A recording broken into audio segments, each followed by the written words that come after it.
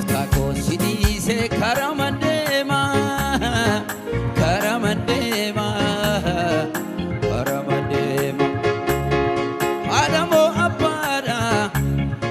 obboleessa moo fira asirra naaf jaalu argeen beeku kan biraa gorsaa jireenya koo hundee nageenya koo abbaan andaganne si qaba gooftaa koo situ na jajjabeessa lallaafuu mogoleen koo deemsaan si wajjin deemu narraan dhumu kopheen koo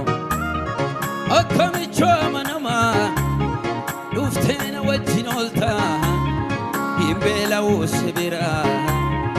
sagalee kee na soorta'e abbaa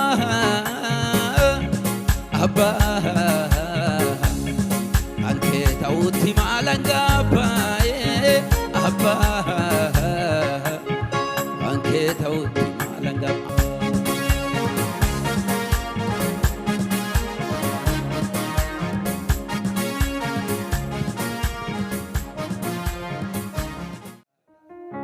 facaasi jedheetu natti laatame callisee miti nan abboomame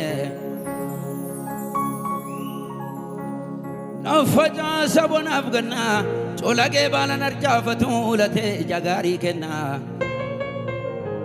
badda abbadda dareen filatu gammoojjida jedheen tuffatu lafa irra bu'e hunda misoomsa namaaf waaqa walitti firoomsa nafacaasa nafacaasa nafacaasa nafacaasa dubbii jabduun qaba harkaa ola fuudha sagalee koo nan dubbadha dabaree koo hin taa'u na facaasaa